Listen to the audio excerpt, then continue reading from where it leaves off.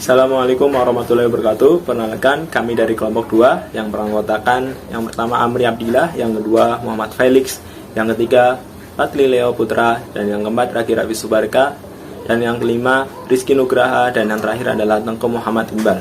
Di sini kami akan menjelaskan tentang wawasan Nusantara. Untuk lebih jelasnya, mari kita simak penjelasan berikut ini. Perkenalkan, nama saya Fadli Leo Putra. Di sini saya akan menjelaskan tentang pengertian wawasan Nusantara.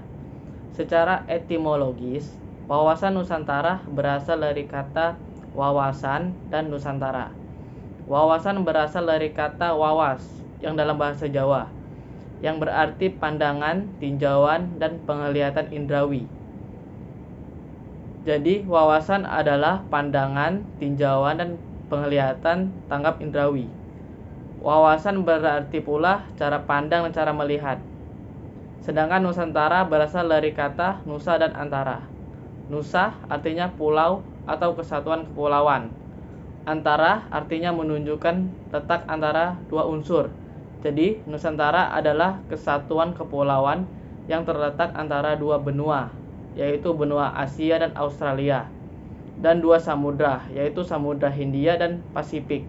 Berdasarkan pengertian modern, kata Nusantara digunakan sebagai pengganti nama Indonesia.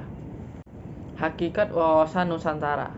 Hakikat wawasan Nusantara adalah keutuhan Nusantara dalam pengertian cara pandang yang selalu utuh menyeluruh dalam lingkup Nusantara demi kepentingan nasional.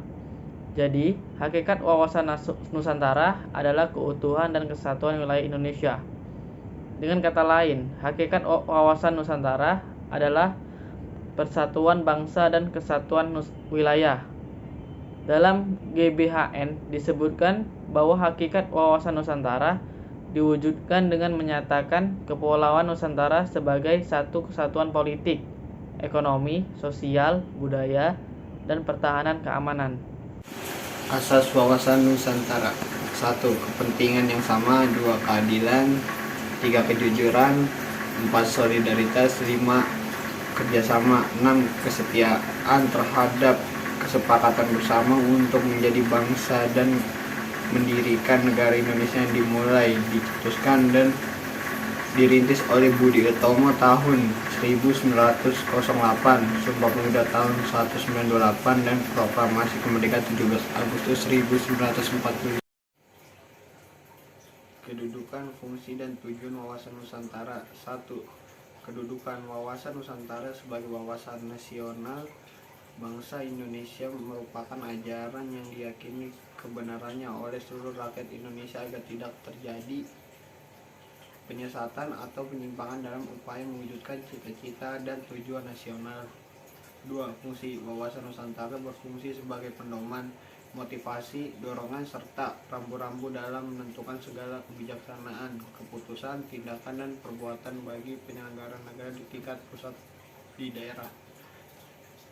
3. Tujuan wawasan Nusantara bertujuan mewujudkan nasionalisme yang lebih tinggi di segala aspek kehidupan rakyat Indonesia, yang lebih mengutamakan kepentingan nasional daripada kepentingan individu, kelompok, golongan, suku, bangsa, atau daerah. Assalamualaikum warahmatullahi wabarakatuh. Perkenalkan, nama saya Rizky Nugraha. Di sini saya akan menjelaskan tentang aspek Trijatra dan Pajagatra dalam wawasan Nusantara. Satu aspek Trijatra.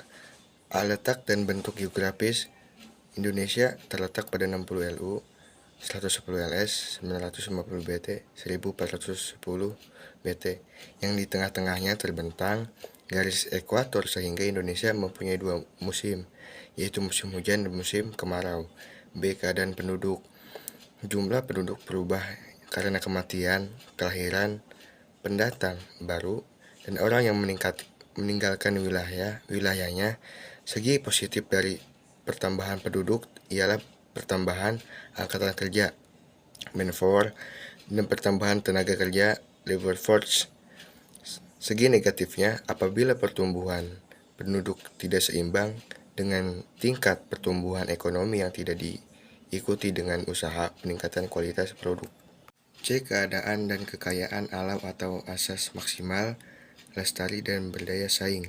Artinya, Sumber daya alam yang dikelola atau dimanfaatkan harus benar-benar menciptakan kemakmuran dan kesejahteraan rakyat. Pengolahan sumber daya alam tidak boleh menimbulkan kerusakan lingkungan, menjaga keseimbangan alam, dan memastikan bahwa hasil-hasil sumber daya alam harus bisa bersaing dengan sumber daya alam negara lain. Assalamualaikum warahmatullahi wabarakatuh. Nama saya Teguh Ahmad Iqbal Fauzi. Saya ingin menjelaskan tentang aspek-aspek pencaktra. Pencaktra adalah aspek-aspek kehidupan nasional yang menyangkut kehidupan dan pergaulan hidup manusia dalam bermasyarakat dan bernegara dengan ikatan-ikatan, aturan-aturan dan norma-norma tertentu. Hal yang termasuk aspek pencaktra adalah sebagai berikut. 1. Ideologi. Ideologi harus diaktualisasikan dalam bidang kenegaraan oleh WNI. Ideologi sebagai perekat pemersatu harus ditanamkan pada seluruh WNI. Ideologi harus dijadikan panglima, bukan sebaliknya. 2. Politik. Politik diartikan sebagai atas haluan atau kebijaksanaan yang digunakan untuk mencapai tujuan dan kekuasaan. 3. Ekonomi. Ekonomi kegiatan adalah seluruh kegiatan pemerintah dan masyarakat dalam mengelola faktor produksi dan mendistribusikan barang dan jasa untuk kesejahteraan rakyat. 3. Sosial budaya. Sosial budaya dapat diartikan sebagai kondisi dinamika budaya bangsa yang berisi keuletan untuk mengembangkan kekuatan nasional dalam menghadapi dan mengatasi ancaman, tantangan, halangan, dan gangguan ATHG. Pertahanan dan kelima, pertahanan dan keamanan bangsa Indonesia cinta damai, tetapi lebih cinta kemerdekaan.